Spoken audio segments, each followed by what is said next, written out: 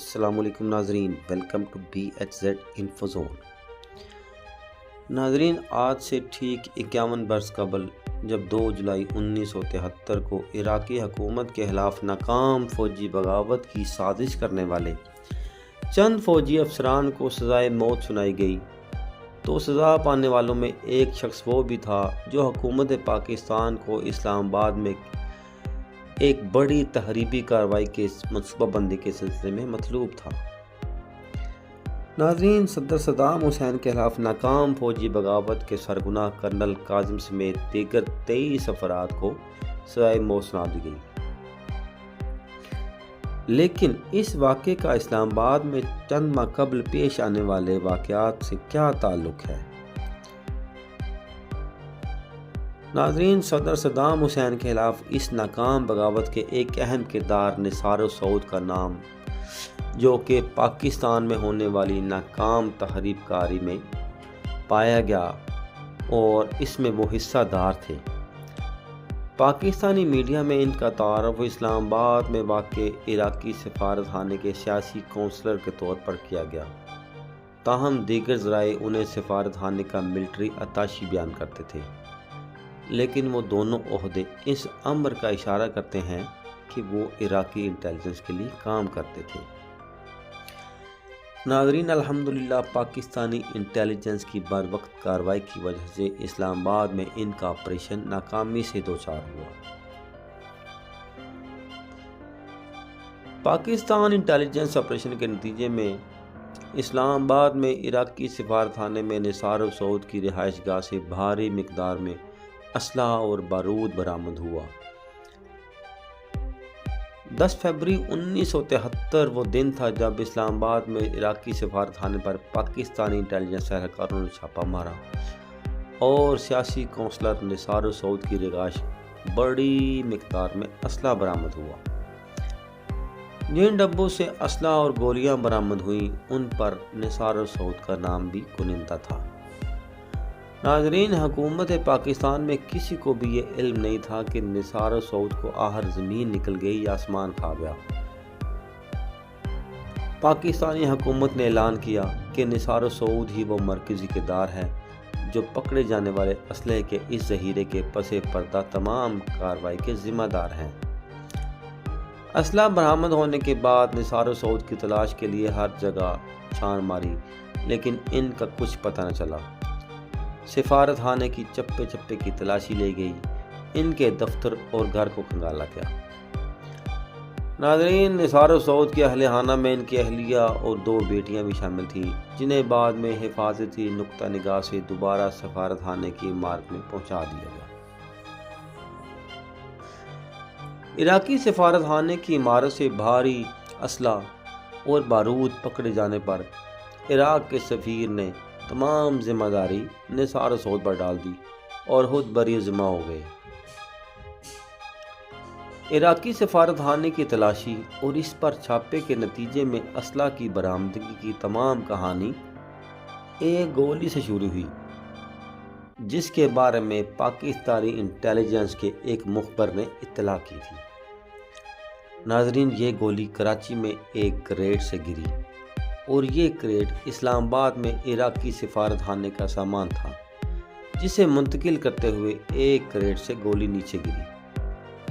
Pakistani intelligence کو اس پر شک گزرا اور شدید کھوج شروع کر دی۔ سوال یہ تھا کہ سفارت خانے کے سامان میں گولی کا کیا کام ہے اور یہ گولی آخر آئی کہاں سے ہے؟ اور ناظرین، گولی بھی روسی مشین گن کی، جو سب سے بڑی پریشانی کی بات تھی۔ اسلام آباد میں وزیر اعظم ذوالفقار علی بھٹو کو ناقائم شدہ حکومت تھی، جسے اس گولی کے بارے میں اطلاع کیا گیا۔ اس واقعے کے بعد 10 فروری 1973 کو عراقی سفیر کو پاکستان میں دفتر خارجہ طلب کیا گیا اور ان سے سفارت خانے کی تلاشی دینے کا تقاضا کیا گیا۔ ناظرین، اس موقع پر پاکستانی حکومت کی جاری کردہ بیان میں بتایا گیا کہ عراقی سفیر نے کہا ہے کہ بڑے کریٹس میں ساری کتابیں اور کچھ سامان ہے جو سفارت خانے لایا گیا ہے اور وہ ہماری حکومت سے منظور شدہ ہے۔ جواب میں سفیر کو مطلع کیا گیا کوئی بھی حکومت اپنی زمین پر ایسی سرگرمیوں کی اجازت نہیں دے سکتی جو کہ اس کی سالمیت اور سلامتی کے لیے تباہ کن ہو۔ تو ناظرین، پولیس کو شام تک جاری رہنے والی اس تلاشی میں سفارت خانے کے دیگر حصوں سے بھی اسلحہ ملا، جن میں تقریباً 300 سب مشین گن، ہزاروں گولیاں اور ٹیلی کمیونیکیشن آلات تھے۔ یہ کریٹس کراچی سے PIA کی پروازوں کے ذریعے اسلام آباد لائے گئے تھے۔ صبح 10:30 بجے پاکستانی وزارت خارجہ کے ڈائریکٹر جنرل عراقی سفیر کے ہمراہ عراق کے سفارت خانے کی عمارت میں داخل ہوئے، جہاں انہیں بڑی تعداد میں اسلحے سے بھرے کریٹس ملے۔ ناظرین، یہ کریٹس سفارت خانے کے عملے کے سامنے کھول گئے۔ حکومت نے بتایا کہ عراقی سفیر کو مطلع کیا گیا ہے کہ پاکستانی حکام کو سختی سے ہدایت ہے کہ وہ کریٹس کے علاوہ کسی اور چیز کو ہاتھ مت لگائیں۔ حکومت پاکستان کے سرکاری بیان میں کہا گیا کہ پاکستانی حکومت کو اس اسلحہ کی برآمدگی پر دھچکا لگا ہے، کیونکہ ایک مسلمان ملک کی حکومت ان داخلی اور بیرونی ممالک عناصر کی ساز باز سے سازش میں ملوث ہوئی ہے جو پاکستان کے امن کو سبوتاژ کرنا چاہتے ہیں۔ ناظرین، سرکاری بیان کے مطابق اس کا مقصد شرپسندوں کو گوریلا جنگ کی تربیت دینا اور پاکستان میں امن و آہنگی کی فضا کو تباہ کرنا تھا۔ حکومت پاکستان نے زور و شور سے نثار السعود کی تلاش شروع کی۔ قانون نافذ کرنے والے اداروں کا ہدف یہ بھی تھا کہ اس کے پاکستان میں رابطوں کا سراغ لگایا جائے تاکہ پتہ چل سکے کہ اس کا اسلحہ کو کس مقام پر تقسیم کیا جانے کا ارادہ تھا۔ ناظرین، اس واقعے کے بعد پاکستانی حکومت نے عراقی سفیر اور سیاسی اتاشی کو ناپسندیدہ شخصیت قرار دے کر ملک سے نکل جانے کا کہہ دیا اور ساتھ ہی اپنا سفیر بھی بغداد سے واپس بلا لیا۔ بعد کی تحقیقات سے پتہ چلا کہ نثار السعود عراقی سفارتخانے پر چھاپے اور اسلحہ کی برآمدگی سے ایک دن قبل اسلام آباد سے فرار ہو گئے تھے۔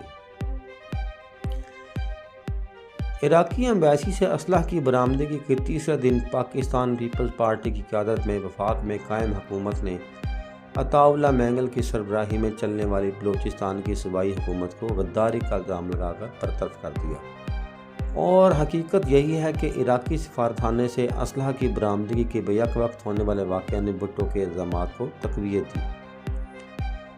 مگر ایک چیز واضح ہے، ایک دوسرے کو زیر کرنے کی تہ در تہ چالوں اور انٹیلیجنس کے کھیل کے اس جال کے بارے میں شاید ہمیں حتمی حقائق کا پتہ چل سکے، کیونکہ اس میں شامل دونوں ممالک عراق اور ایران شاید کبھی بھی سرکاری دستاویزات کو سامنے نہیں لائیں گے، اور ممکنہ طور پر سچائی دن کے اجلنے سے محفوظ ہی رہے گی۔ ناظرین، امید ہے آپ کو ہمارا یہ کنٹینٹ ضرور پسند آیا ہوگا۔ ہماری حوصلہ افزائی کے لیے ہمارے چینل کو شیئر کریں، لائک کریں اور سبسکرائب کریں۔ شکریہ۔